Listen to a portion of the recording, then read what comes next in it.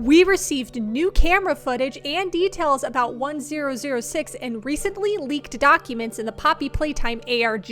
Between a jail cell block and the prototype adopting an orphan, we got a lot to cover, so let's jump into it.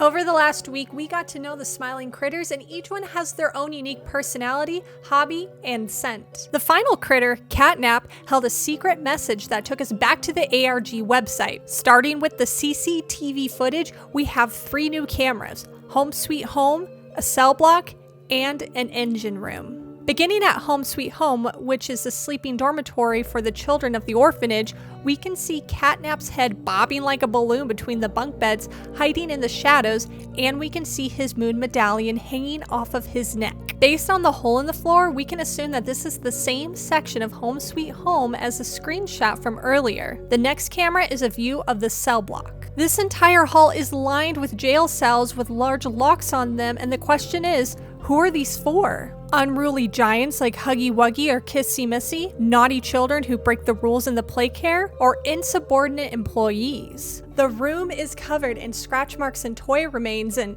hey, is that a Boxy Boo arm?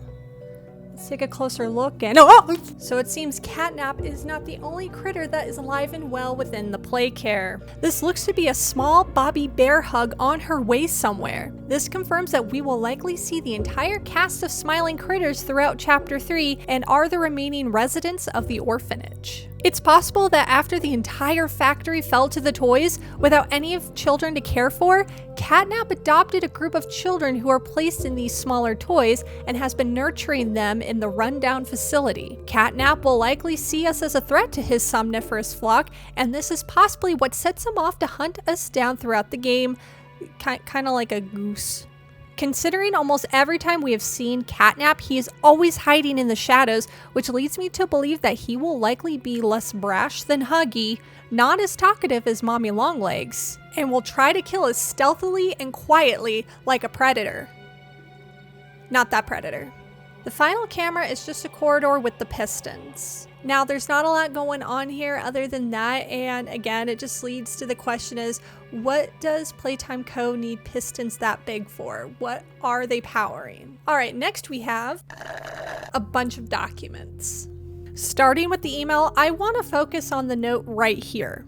So in the profile post for Catnap, we know he is scented like lavender, which is a common ingredient and scent to help people fall asleep.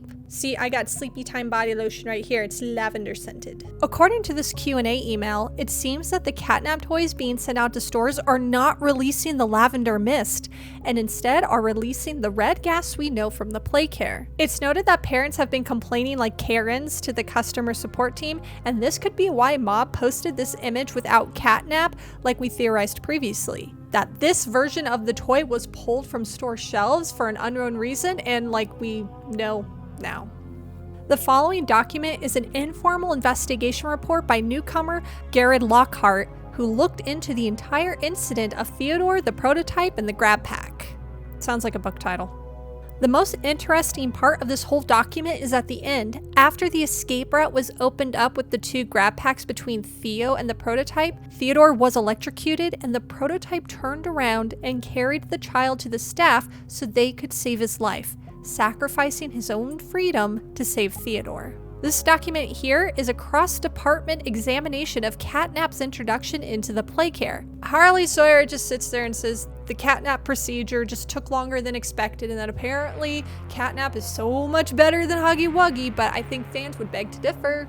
Stella Graber of the Playcare just tells us what's obvious. The children are terrified of this thing, but you know, some kind of warm up to it. They just kind of are just like, alright, we're kind of used to you now, I guess, but you're still freaky looking. Also at this point, I think based on Stella's interview tape, her voice in the game station, and this report for the Playcare, she's likely in charge of everything involving the children that are within Playtime Co. Last, our old friend Leith Pierre chimes in on behalf of innovation, and because it's Leith, you know it's going to be the longest one. He is a man of many, many words. The most important piece of information we have here is that 1188 follows 1006 around and have a caregiver and receiver relationship. Catnap follows the prototype around like a baby duckling, and he doesn't seem to mind it. It's also noted that 1188 is influenced by the prototype's actions and words. What we can gather from this last piece of information is that after poor electrified Theodore was placed into catnap, he retained some of his memories, particularly when the prototype saved his life by taking him to staff for help. He now follows 1006 around like a puppy and hangs on his every word. This explains the writings on the wall. The original saved me, and the angel of salvation. So basically, Theo, aka Catnaps, his story has fully been fleshed out. This is the first time we actually know the entire backstory of one of these giants, and it's also the first time we're hearing of giants interacting with the prototype. I hope we get to learn a little bit more about each toy's relationship to the prototype and whether they see him as their leader, their savior, or their enemy. I want to thank you all so much for watching this video. I hope you enjoy it. What do you all think down below? Do you think that Catnap is taking care of these smaller smiling critters within the Playcare like they are children? Why do you think Catnap is obsessed and following around the prototype? Is it because he saved him, or do you think it's because he helped take down the entire factory during the Hour of Joy? Go ahead and leave that comment down below, and I will see you all in the next video.